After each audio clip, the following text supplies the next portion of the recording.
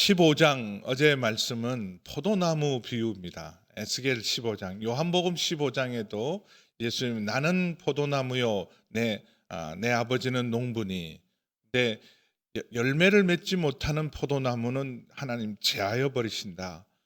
그러나 열매 맺는 것은 깨끗하게 하신다. 그래서 이 포도나무는 이스라엘의 대표적인 하나님의 축복의 상징입니다. 그래서 감람나무, 포도나무, 그리고 무화과나무 이 세 가지 중에서 특별히 포도나무는 이스라엘의 상징이고 예루살렘의 상징입니다. 근데 그 어제 말씀 보면 포도나무는 열매를 맺지 않으면 땔감으로도 또 무슨 목재를 가지고 그걸 만들 수 있는 가구도 짤 수도 없고 땔감으로도 쓸 수 없는 열매 맺지 못하면 아무짝에도 쓸모없는 포도나무에 대해서 그 열매 맺지 못하면 너희도 그 포도나무였던 이스라엘도 예루살렘도 심판받을 수밖에 없다. 비유를 말씀하시고 오늘 또 하나 예루살렘에 대해서 두 가지 아주 생생한 비유죠. 버림받은 모든 사람이 버렸던 한 여자아이를 하나님이 잘 양육하고 길러서 신부로, 그것도 하나님의 신부로 가장 곱고 형통하고 왕위의 지위에 올렸는데, 오늘 34절까지 쭉 다 읽어야 되는데 시간이 너무 길어서 15절까지 했지만 왕운대 음녀로 변했어요. 버려진 아이를 하나님이 데려와서 잘 양육해서 당신의 신부로 삼았는데 음녀가 되었습니다. 요한계시록에 보면 그 바벨론, 로마를 상징하는 세상의 중심인 로마를 바벨론으로 비유를 했고, 또 하나님의 백성, 하나님의 도성의 상징이 새 예루살렘인데 바벨론, 그 당시 로마를 음녀라 표현하고 새 예루살렘을 신부라 표현했어요. 그래서 요한계시록은 두 상징이 있는데 하나는 짐승과 어린 양, 음녀와 신부, 둘 중에 하나가 돼요. 우리가 어린 양이신 예수님을 따라야 온전한 신부로 갈 수 있습니다. 그러지 않으면 여러분 우리가 다 음녀처럼 짐승을 따르는 자, 음녀가 될 수 있어요. 세상 갈수록 그렇게 됩니다. 짐승을 따르고 음녀로 변해가고 얼마나 엄난한 세상입니까? 얼마나 이기적인 세상입니까? 배은망덕한 세상이죠. 근데 어린 양을 따르면 온전한 신부로서 우리가 이 세상에서 어둠 속에서도 타락한 세상에서도 빛 가운데로 거룩한 삶으로 하나님께 영광을 돌릴 수 있습니다. 근데 여기 신부가 되어야 될 또 가장 어떤 사람은 영광이죠. 근본도 없던 버림받은 나를 하나님이 양육해서 신부로 삼았다면 끝까지 주님의 신부로 영광스러운 왕후의 지위를 유지해야 되는데 음녀로 전락해버린 예루살렘의 모습, 그 예루살렘의 도성의 사람들, 예루살렘이 이스라엘이고 예루살렘 사람들이 곧 이스라엘 백성의 상징입니다. 오늘 그 얘기에 대한 말씀이죠. 1절에 보면 다시 한번 하나님 말씀이 임하여서 2절에 보면 예루살렘에 대한 예언입니다. 예루살렘을 왜 심판할 수밖에 없는지 이미 하나님이 영광이 떠난 모습을 보여주셨어요.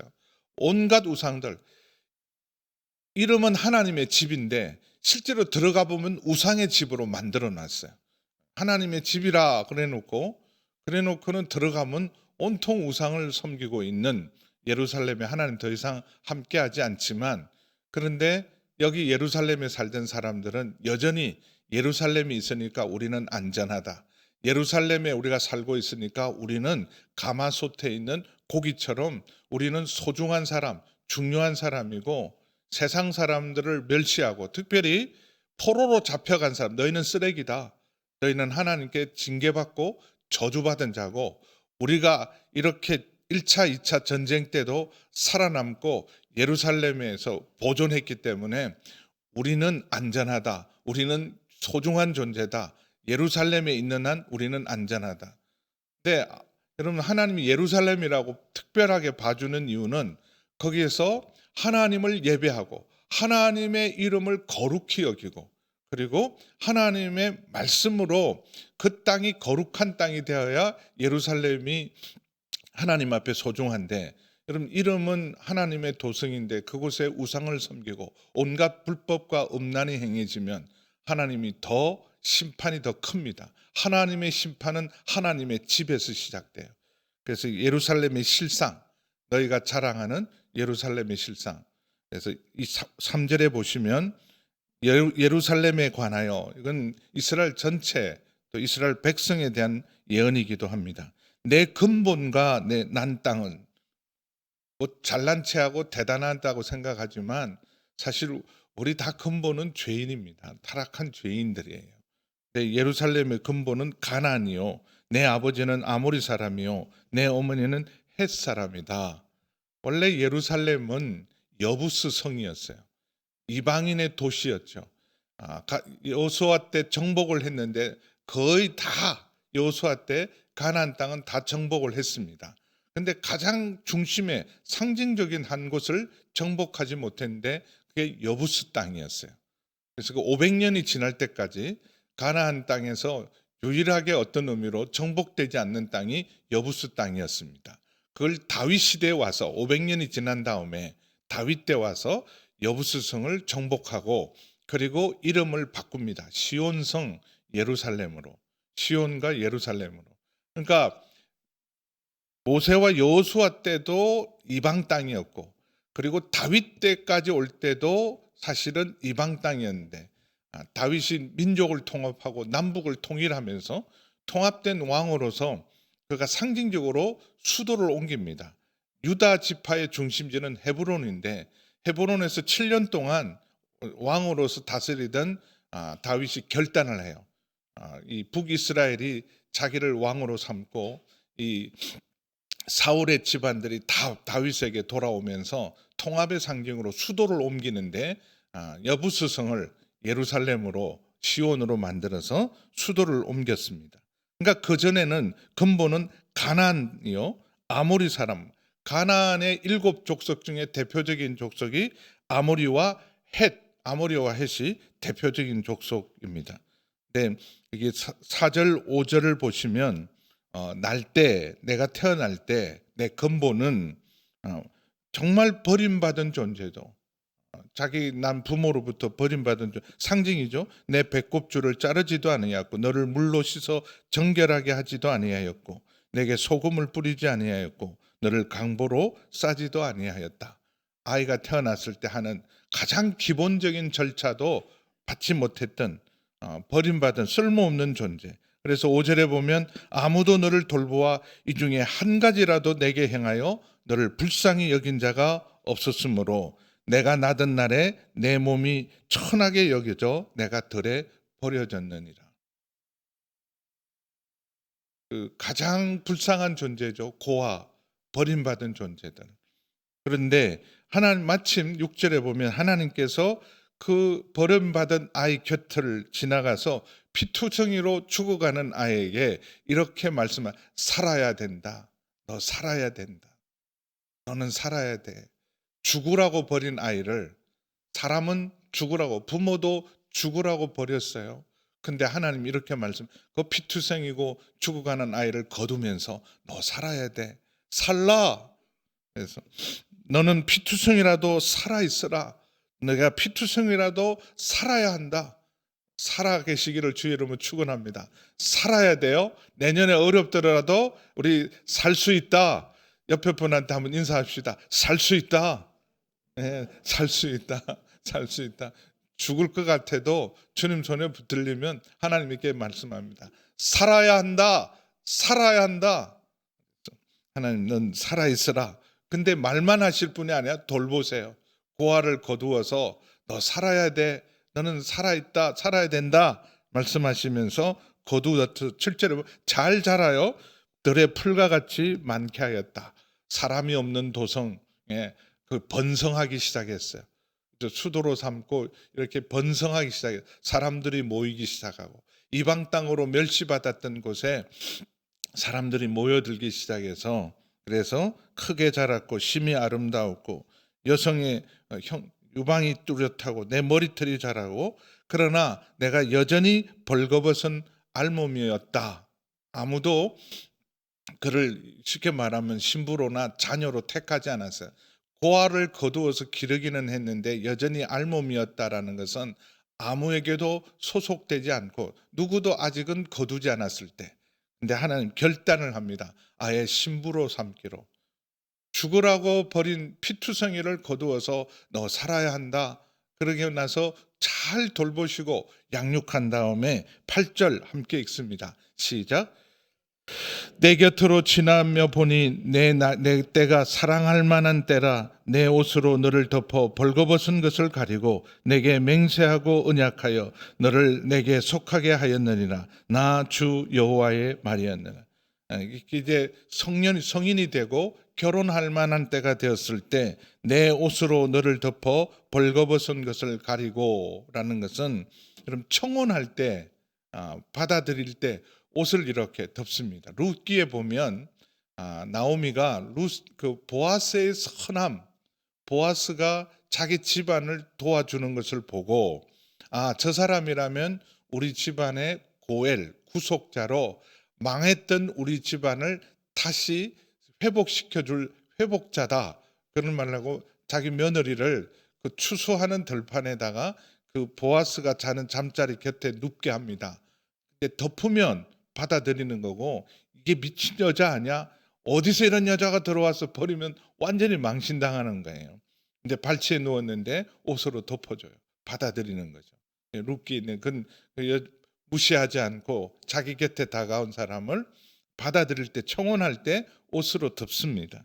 그래서 벌거벗은 수치를 가려줄 뿐만 아니라, 그럼 저거 버림받은 애야, 부모가 죽으라고 버림받고 피투성이고 아무 쓸모없는 그 고아를, 그래서 자랐더니 저를 하나님의 신부로 삼았다. 그래서 얼마나 아름답게 9절에서 13절 보시면 모든 사람이 부러워할 가장 아름다운 것으로 가장 영화롭게 치장을 합니다. 물로 내 피를 씻어 없애고 내게 기름을 바르고 수놓은 옷을 입히고 물돼지 가죽신, 물돼지 같으면 수달이나 이런 물개 같은 종류죠. 그걸로 귀한 걸로 여러분 신발하는 게 든든하고 즐기기도 하고 방수도 되고, 가는 배로 두르고 모시로 입히고, 11절 12절은요 온 몸으로 화려하게 보석으로 치장을 합니다. 폐물로 치우고 팔에는 손목, 목에도 목걸이, 코에도 코골이, 귀에도 귀걸이. 무슨 코에다가 가나. 이전에 귀보다든요 여인들이 화려함을 장식할 때 코걸이가 훨씬 중요했다 그래요. 옛날 이집트나 바벨론의 이런 벽화나 이런 자료를 보면 이 귀걸이보다는 코걸이가 중요해요. 그래서 아프리카의 부족들 보면 이 목걸이가, 목이 이렇게 고리가 길수록 귀족이고 부자합니다. 그래서 여기 10개를 달았느냐 12개를 달았느냐, 목 짧은 사람은 어떡하죠? 목걸이 그리고 코걸이, 지금도 아프리카 부족에는 그걸 굉장히 부러워하고 축복의 상징입니다. 코걸이, 귀걸이, 화려한 왕관을 머리에 씌웠네. 생각해 보세요. 근본은 완전히 부모도 죽으라고 버린 피투성이 아무도 거들떠보지 않았던 정말 보잘것없는 존재를 이렇게 영화롭게 만들었습니다. 그래서 13절에 보면 금과 은으로 장식하고 가는 배와 모시와 수놓은 것으로 화려하게 입히고, 또 음식도 고운 밀가루와 꿀과 기름을 먹음으로 극히 곱고 형통하여 왕후의 지위에. 그래서 이 세상에 있는 모든 장소, 모든 도시, 모든 성읍들 가운데 가장 영광스러운 도성이 예루살렘입니다. 왜냐하면 하나님께서 하나님의 도성으로 딱 지명을 하셨어요. 여기다가 성전을 세워라. 하나님께서 이 땅에서 자기 보좌로 삼으신 곳, 신의 산에 강림하셨던 하나님, 그리고 성막의 광야 시대 자기 백성과 함께 하셨던 하나님께서 하나님이 거할 장소를 딱 지정했는데 예루살렘이었어요. 그러면서 여기가 내 도성이다. 하나님의 이름을 두신 하나님의 도성으로. 그래서 예루살렘은 바로 새 예루살렘, 천국의 이런 모형, 천국이 이 땅에 임한 것이 예루살렘이 되었어요. 그러니까는 가장 버림받고 모든 사람들이 무시했던 땅이, 쓸모없던 땅이 예루살렘으로, 하나님의 도성으로 이 땅에 가장 복되고 영광스러운 지위를 얻었어요. 그래서 지금도 이스라엘 사람들은 예루살렘에 살면서 뉴욕 부러워하지 않습니다. 파리와 런던을 부러워하지 않습니다. 예루살렘에 사는 것을 자부심으로 삼아요. 예루살렘, 하나님의 도성. 근데 이렇게 여러분 영광을 얻었으면 그 자부심으로 하나님만 온전히 섬기고 거룩한 도성이 되어야 합니다. 온 세상이 다 더러워지고 타락해도 그곳은 거룩한 성으로, 영광스러운 도성으로, 그곳에 가는 하나님의 임재와 영광을 드러내는 도시가 되었어야 합니다. 그런데 여기 14절 15절 보면 그 화려함이 스바 여왕도 방문할 만큼, 그 당시 스바 여왕은요, 솔로몬 시대 스바 여왕은 가장 큰 나라의 여왕이었어요. 근데 조그만한 나라에 솔로몬이라는 사람의 이름이 점점 크게, 솔로몬 대단해. 솔로몬의 나라가 어마어마해. 솔로몬이 있는 예루살렘은 굉장해. 스바 여왕의 귀에까지 들렸어요. 아니 그 조그만한 나라, 한 번도 들어보지도 못한 나라, 솔로몬이 지혜로우면 얼마나 지혜롭고 예루살렘이 영광스러우면 얼마나 영광스러운데 내가 직접 가서 볼 거야. 그리고 직접 와서 봐요. 그랬더니 이렇게 고백합니다. 예루살렘을 보고 그리고 솔로몬을 만난 다음에 지금까지 내가 많은 소문을 들었지만 소문보다 더 나은 것은 단 한 군데도, 나은 사람은 단 한 사람도 만나보지 못했다. 다 소문만 무성하지 직접 만나보고 가보면 소문보다 더 나은 것은 단 한 곳도 본 적이 없는데 당신과 당신의 나라의 영광은 내가 본 것과 비교할 수 없이 놀랍다. 그리고 엄청난 예물을 두고 하는 그 일도 성경에 기록되어 있죠. 그런데 이 화려함으로 말미암아 명성이 이방인 중에 퍼졌고 내가 내게 입힌 영화로 내 화려함이 온전해서 정말 하늘에 있는 도시가 이 땅에 온 것처럼 그렇게 명성과 영광을 입었는데 15절을 보시면 세상에 타락해요. 황후가 음녀로 타락합니다. 15절 함께 읽습니다. 시작. 그러나 내가 내 화려함을 믿고 내 명성을 가지고 행음하되 지나가던 모든 자와 더불어 음란을 많이 행하였으므로 내 몸이 그들의 것이 되었도다. 내 화려함과 내 명성을 가지고 행음하되 수많은 사람들이 예루살렘을 보기 위해서 스바 여왕도 다녀가고 이제 세계 모든 사람들이 단 한 번 내 죽기 전에 꼭 가봐야 될 곳, 그것이 예루살렘이 되어서 예루살렘에 다녀오는 것이 그들의 자랑이요 영광이 되어서 온 사방의 사람들이, 온 세상 사람들이 다 몰려왔습니다.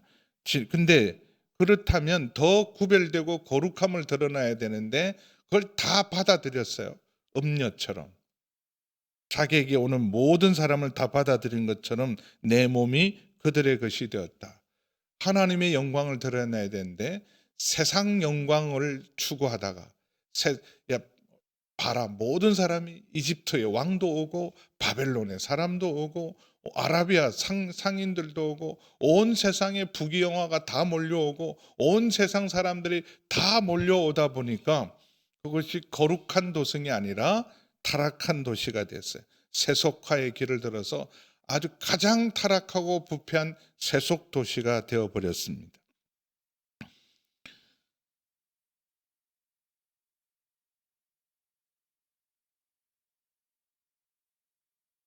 사실은 어떤 징계와 심판보다 무서운 것은 세속화입니다. 세속화. 교회가 핍박 때문에 망한 적이 없어요. 핍박 때문에 약해진 적이 없습니다. 근데 교회가 언제 여러분 무너지고 무기력해지고 수치를 당하느냐 하면 세속화될 때. 중세 시대의 교회의 영광은 말할 수 없었어요. 지금도 유럽에 있는 교회들은요, 인류 문화 유산들입니다. 어마어마하죠. 대성당들 보면 화려하고, 그런데 그곳에서 여러분 하나님께 영광을 돌리기보다 세속화의 길을 걸었습니다. 그래서 중세 교회가 타락하고, 타락한 교회는 여러분 세상에서 존경을 받는 것이 아니라 다 세상 것을 다 받아들이고 세속화의 길로 가고 타협을 하면 세상 사람들이 교회를 존중하냐? 야, 교회가 너그럽고 모든 걸 다 받아들이구나. 근데 짓밟습니다. 맛을 잃은 소금을 짓밟는 것처럼 사람들이 아유 다 받아들이는구나, 모든 걸 용납하는구나, 우리와 똑같이 구는구나. 그러면 교회를 존중하는 게 아니라 여러분 교회를 짓밟습니다. 수치를 당하게 되죠. 그래서 16절에 보시면 전무후무한, 이건 사실은 읽기도 좀 끔찍해요. 끔찍한 게 여기 16절, 내가 내 의복을 가지고 너를 위하여 각색으로 산당을 꾸미고 거기에서 행음을 하였나니 이런 일은 전무후무하느니라. 왕후가 음녀로 변하면, 실제로 로마 시대에 타락하면요, 로마의 황후 중에서 실제로 밤이 되면 매운 굴로 가서 음녀로 창기 노릇을 하는 사람이 실제로 역사 가운데 로마 시대에 있었습니다. 그런 것처럼 황후인데 음녀처럼, 그것도 창기가 보더라도 전 해도 너무하잖아. 나중에 이런 블레셋 사람들이 욕을 해요. 야, 저건 해도 너무해. 우리도 지금 사실 만만치 않은데 저건 해도 너무해. 그럴 만큼 같은 여러분 그 길을 걷고 있는 사람이 봐도 아니 어떻게 아무리 그래도 그렇지 저 정도까지는 아니잖아. 그만큼 타락해 버립니다. 전무후무하다. 산당을 꾸미고, 다 이거 누가 준 것이냐 하면 하나님이 다 준 거예요. 아무것도 없는 버림받은 적신이었던, 죽으라고 했던 아이를 잘 길러서 왕후까지 만들어 놨으면 좀 일편단심으로 헌신해야 되는데 헌신짝처럼 버리고 여러분 온갖 세상 것들을 다 받아들입니다. 그래서 내가 준 은금으로 남자 우상을 만들어 행음하고, 남자 우상의 대표적인 게 바알입니다. 그리고 18절에 보면 내 수놓은 옷을 그 우상에게 입히고 나의 기름과 향을 그 앞에 베풀고, 하나님의 앞에는 예배하지 않고 여러분 돈과 열정과 모든 시간들을 우상을 섬기는 일들, 세상에 즐기고 세상의 영광을 추구하는 것으로 하나님께 받은 복으로 다 그렇게 행음했다, 음행했다. 18절에 보면 내 수놓은 옷을 그 우상에게 입히고 나의 기름과 향을 그 앞에 베풀고, 하나님이 주신 것으로 또 하나님께 마땅히 드려야 될 것을 온갖 우상에게 다 갖다 바치고 있습니다. 19절에 보시면 내가 너에게 주어 먹게 한 음식물 곧 고운 밀가루와 기름과 꿀을 그 우상 앞에 다 베풀어서 향기로 삼았는데, 그게 과연 그렇게 하였다라는 말은 소문만 있는 게 아니라, 가짜 뉴스가 아니라 사람들이 우리를 모함하려고 그래요. 설마 우리가 그럴 리가 있겠어요? 과연 너희가 그렇게 했다. 내가 확인한 사실이다. 틀림없는 사실이다. 이 10절에 그것도 부족해서 나를 위하여 난 내 자녀를, 여러분 하나님 백성들을 우상의 길로 인도하면 안 되잖아요. 하나님만 섬겨라. 너희는 하나님만 섬겨라. 근데 우리 중에 누가 여러분 너희들 하나님 믿지 말고 다른 신들을 섬겨라, 그렇게 가르치는 부모가 누가 있겠어요? 그런데 자녀를 위한다고 해서, 자신들을 축복받기 위해서 자녀를 불살라 제물로 삼아서 내가 내 음행을 작은 일로 여겨서 21절에 보면 나의 자녀들을 죽여서 우상에게 넘겨 불 가운데로 지나가게 하였느냐. 가장 극단적인 우상 숭배의 자리로 가면 위기나 축복을 받기 위해서 자기 자식까지 우상에게 불태워 바치는 이런 어처구니 없는 짓을 합니다. 그걸 가장 영광스럽게 생각하고 그렇게 불태워 드리는 걸 통해서 이제는 우리가 복을 받는다, 이제는 우리가 구원을 받는다, 우리는 안전하다. 사람이 어리석어지면요, 영적으로 타락하면 이렇게 어리석어집니다. 22절 우리 함께 읽겠습니다. 22절 같이 읽습니다. 시작. 내가 어렸을 때 벌거벗은 몸이었으며 피투성이가 되어서 발짓하던 것을 기억하지 아니하고 내가 모든 가정한 일과 음란을 행하였다. 배은망덕하도 이런 배은망덕이 없죠. 결초 보온을 해야 됩니다. 정말 이 평생, 또 내가 정말 골백 번 태어나도 그 은혜를 못 잊습니다. 그래야 되잖아요. 얼마나 영광스럽습니까? 죽으라고 버렸던 쓸모없는 인생을 넌 살아야 돼. 그리고 거두고 자기 신부로 삼아서 가장 영화롭게 하나님의 도성으로, 하나님의 보좌로 삼으신 그 예루살렘이 종교 전시장이 되었어요. 온갖 우상들을 다 갖다 놓고 아주 그냥 경쟁하듯이 음란하게 온갖 우상을 하나님의 도성으로 섬겼던, 내가 모든 가정한 일과 음란을 행하였느니라. 그러면 23절, 너는 화 있을진저 화 있을진저. 축복의 영광의 도성, 복이 있으라 복이 있으라 했던 그 도성, 예루살렘의 평안, 예루살렘의 축복. 우리도 지금도 예루살렘을 축복하잖아요. 근데 하나님이 화 있을진저 화 있을진저. 예수님도 이런 돌 위에 돌 하나 남지 않고 너희들 무너진다 말씀하신 것처럼, 내가 모든 악을 행한 후에 24절에 보면 그것도 부족해서 이제 대놓고, 아예 대놓고 예루살렘 안에 누각을 건축하며 모든 거리에 높은 데를, 우상의 전각을 세우는 거예요. 이전에 나가서, 쉽게 말하면 나가서 바람을 피웠다면 아예 대놓고 안방에다 끌어들여서 아예 이 바람을 피우는 거 똑같아요. 아유, 말도 하기 싫네. 나가서라도 남편 눈 피해서 나가서 했던 짓들을 이제는 버젓이 안방으로 끌어들여서 너를 위하여 누각을 건축하고 모든 거리에 높은 데를 쌓았도다. 종교 전시장이죠. 아주 끌어들이는 거죠. 이거 좀 섬기라고 전도하러 온 게 아니라 아예 수입을 해오는 거예요. 그 첫 장본인이 솔로몬이었습니다. 1천 왕비가 공식적인 부인이 300명이고 공식적인 빈이 700명이었어요. 그런데 거의 다 외국 여자들. 그러니까 이 외국 여자들이 오면서 전부 자기 나라 우상을 하나씩 다 가지고 왔어요. 그러니까 1,000개의 우상을 수입한 거와 똑같은데, 나중에 솔로몬이 그걸 다 허락을 해줘요. 내가 외롭고 당신도 나를 돌보지 않으니까 내가 무슨 낙을 갖고 삽니까? 그래도 내가 의지할 것은 있어야 되지 않습니까? 우리 고향 땅 생각나고 우리나라 생각나서 내가 가져온 거 이거 좀 섬길 수 있는 그걸 다 허락을 합니다. 예루살렘 안에 온갖 1,000만 가지 우상들이 섬기기 시작하고, 이제 대놓고, 망하기 직전에는 대놓고 우상들을 위해서 건축합니다. 내가 높은 데를 모든 길 어귀에 쌓고 내 아름다움을 가정하게 하여 모든 지나가는 자에게 다리를 벌려 심히 음행하고, 이제는 대놓고 보란 듯이 바람을 피우는 거죠. 그래서 26절에 보면 애굽 사람들과도 음행을 하고 애굽도 끌어들이고, 이게 무슨 말이냐면 하나님 의지하기보다는 이집트를 의지하고, 위기가 오면 주님 앞에 더 가까이 나가야 되는데 이집트의 도움을 청하면서 어마어마한, 사실은 뭘 바쳐야 되냐 하면, 그 이집트의 도움을 공짜로 줍니까? 공짜로 절대로 안 주죠. 그래서 엄청난 조공을 바칩니다. 조공을 바치고 27절에 보니까 이 블레셋 여자들이, 블레셋 같은, 예를 들면 지금 여성인데 그 타락한 왕후가 음녀가 된 걸 보고 블레셋 여자가 아주 혀를 차면서 나무라는 거예요. 어떻게 해도 너무한다.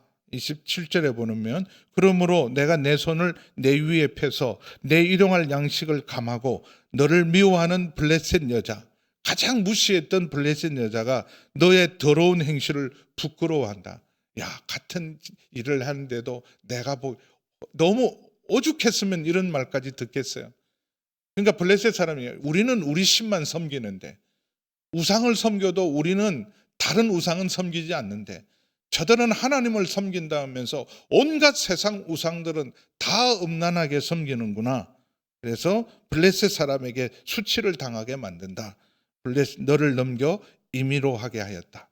이 블레셋은 두고두고 이스라엘 안에 둔 가시가 되었어요. 지금도 블레셋 사람들, 팔레스타인은 지금도 이스라엘 안에서 이스라엘을 괴롭히고 있습니다. 그것도 부족해서 28절에 보면 여러분 한번 타락을 하고 우상 숭배와 음란을 빠지면 여러분 음란에 빠지면 진짜 음란의 영에 사로잡혀서 점점 더 음란해져요. 아주 파탄이 날 때까지 음란해집니다. 내 음욕이 차지 아니하여 아수르 사람과 행음하고 아수르로 끌어들이고 그래서 이집트 의지하다가 아수르 의지하고 그것도 부족해요.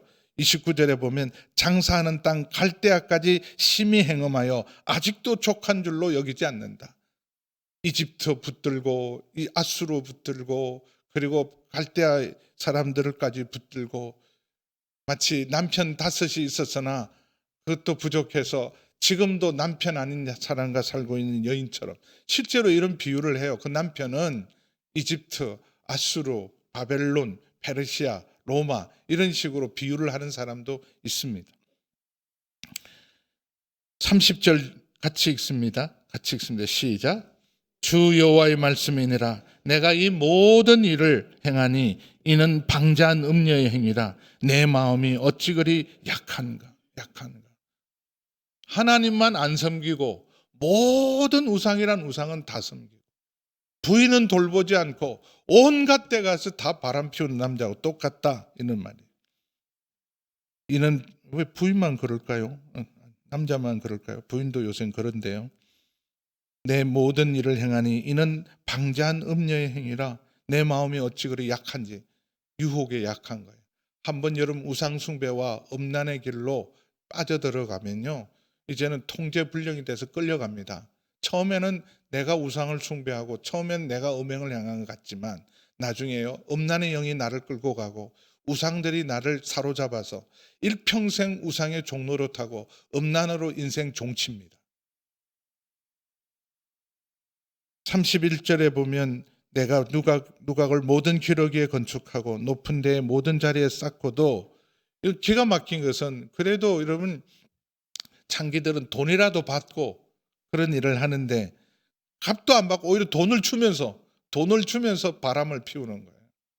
조공을 바쳐가면서 자기 하나님께 받은 모든 것들을 다 내어줘 가면서 실제로 도움을 요청한 예루살렘을 끌어들이는데 여러분 그냥 와서 안 오잖아요. 그냥도 올 판인데 바벨론한테 돈 주고 조공 바치고 아수르에게 조공 바치고 그리고 이집트에 조공 바치고 그러면서 여러분 정치적으로만 끌어들인 게 아니라 그들의 종교까지 그들의 문화까지 그들의 우상까지도 다 받아들여서 거룩한 도성 하나님의 신부였던 예루살렘이 온 세상의 수치가 되고 가장 우상의 전시장이 되고 음란의 대상이 되어서 창기처럼 음녀처럼 변해버렸습니다. 그 남편 대신에 다른 남자들 한 사람도 아니고 내통하여 간음하는 아내가 되었다. 그래서 우상숭배는 영적 간음입니다. 33절 34절에 보면 사람들은 모든 창기에게 돈을 주고 사는데 오직 너는 너의 정든 자에게 네가 오히려 선물까지 바치고 돈까지 바치면서 사방에서 너와 행음하게 하니 얼마나 기가 막힙니까? 그런데 나중에 하나님 이 심판을 해요. 심판을 왜 하느냐? 호세아처럼 음란해서 호세아 부인이 선지자 부인이 목사 부인이 온갖 바람을 피우고 나오는 아이마다 자기 아이가 아니에요. 호세아가 로암이라는 건 내 백성이 아니고 내가 도저히 사랑할 수 없는 존재예요. 왜냐하면 자기 자식이 아니니까. 얼마나 기가 막히겠어요. 근데 그 호세아의 안에 있던 고멜의 모습이 그 당시 이스라엘의 모습이고 예루살렘의 모습이었습니다. 근데 버리지 않잖아요. 하나님이 호세아에게 내 아내를 값주고 데려와라. 그리고 다시 언약을 맺어라. 나도 너를 배반하지 않을 테니까 다시는 너를 배반하지 않아. 하나님이 버렸지만 내가 너희를 어찌 잊을 소냐. 내가 결코 너를 잊지 못한다. 언약을 맺었던 것을 기억하고 결혼 언약을 비롯하고 그렇게 만신창이가 되어 있는 사람을 다시 데려와서 신부로 삼습니다. 그래서 마지막으로 우리 요한계시록 21장 2절 보겠습니다. 같이 읽습니다. 시작. 또 내가 보매 거룩한 성 새 예루살렘이 하나님께로부터 하늘에서 내려오니 그 준비한 것이 신부가 남편을 위하여 단장한 것 같더라. 회복될 하나님 나라, 타락한 음녀처럼 변화된 이 세상 그리고 예루살렘이 다시 하나님께서 회복시켜서 새 예루살렘으로 하나님의 거룩한 음녀가 아니라 신부로 거룩하게 하실 줄 믿습니다.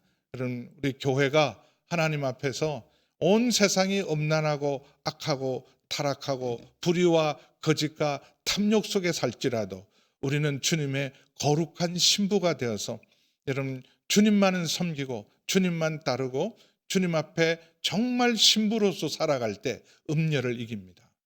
음녀를 이깁니다. 어린 양이 짐승을 이기는 것처럼 음녀를 이기는 것은 신부가 음녀를 이깁니다.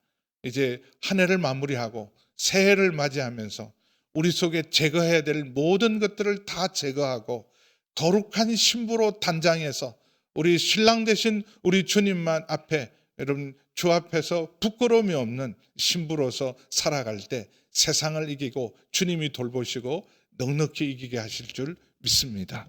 기도하시겠습니다. 하나님, 우리의 근본은 다 죄인입니다. 자랑할 것이 아무것도 없습니다. 아무 의가 없는 우리를 하나님, 나 같은 죄인을 하나님께서 용서하시고 구원하셨을 뿐만 아니라 자녀 삼으시고 신부로 하나님 받으셨습니다. 주님, 일편단심 한마음으로 주님만을 섬기게 하여 주옵소서. 한 해가 저물어가고 새해가 올 때 하나님, 우리 속에 단정하지 못하는 것, 깨끗하지 못한 것, 거룩하지 못한 것, 주님의 신부로서 합당하지 않는 모든 것들을 다 회개합니다. 다 버립니다. 하나님, 이 새벽 기도를 통해서 하나님 저희를 정결하게 하시고 거룩하게 하시고 새롭게 하여 주시고, 아버지 하나님, 악은 모양이라도 버리고 모든 욕심과 하나님 우리 속에 있는 거짓과 불의와 탐욕과 음란을 버리게 하여 주옵시고, 주님의 신부로서 신랑 되신 우리 주님 앞에 깨끗하고 거룩한 순결한 주의 자녀, 주의 신부로 살아갈 수 있도록 주님 은혜를 베풀어 주옵소서. 우리 주의 이름을 부르고 함께 기도하며 나갑니다. 주여. 아버지 하나님, 오늘 하나님 아버지 예루살렘 하나님 아버지 버림받고 쓸모없고 죽으라고 버렸던 피투성이를 너희는 살아야 한다, 살아야 한다, 살아라 말씀하시고 하나님 돌보시고 하나님 아버지 영화롭게 하셔서 신부로 삼으셨던 예루살렘이 하나님 아버지 정말 배은망덕하게 음녀보다 더 음녀로 타락한 모습으로 하나님의 마음을 찢고 하나님의 이름을 짓밟았던 예루살렘 이스라엘의 모습이 오늘 우리 모습이 아닌지를 돌아봅니다. 하나님, 그 많은 은혜를 받고 하늘을 두루마리 삼고 바다를 먹물 삼아도 다 기록할 수 없는 하나님 은혜를 받았는데 배은망덕하게 살고 있지는 않은지, 하나님 아버지 하나님을 섬기고 주의 거룩한 자녀와 신부가 되어야 될 우리가 하나님 아버지 타락하고 세속화의 길로 걷고 있지는 않은지 하나님 돌아보게 하여 주셔서 한 해가 하나님 저물어 갈 때 우리 속에 합당치 않은 것, 모든 악하고 음란하고 더러운 것, 주님 보시기에 가증한 것들을 다 버리게 하시고 하나님 정한 마음과 정직한 영을 새롭게 하여 주시고 거룩하고 깨끗하고 순결하게 주의 말씀으로 무장하고 주의 보혈의 능력으로 다시 하나님 목욕하게 도와주시고 성령의 능력으로 옷 입게 도와주셔서 하나님 아버지 새해를 새롭게 새 마음으로 주의 거룩한 순결한 주의 자녀와 순결한 주의 신부로 하나님 아버지 새해를 맞이할 수 있는 저희 모두가 되게 하여 주옵소서. 이제는 우리 주 예수 그리스도의 은혜와 우리 하나님 아버지의 그 크신 사랑하심과 성령 하나님의 거룩하신 교통하심의 역사가 이 세대를 본받지 말고 날마다 새롭게 되어 하나님의 선하시고 온전하시고 거룩하신 뜻을 분별하여 주의 신부로 순결하고 거룩하고 깨끗하게 새해를 맞이하며 주님과 동행하기로 결단하는 새벽을 깨운 우리 모든 성도님들과 계속되는 특별 새벽기도 학교의회와 우리 모든 환우들과 우리 선교사님들 위해 함께 하시기를 간절히 축원하옵나이다. 아멘.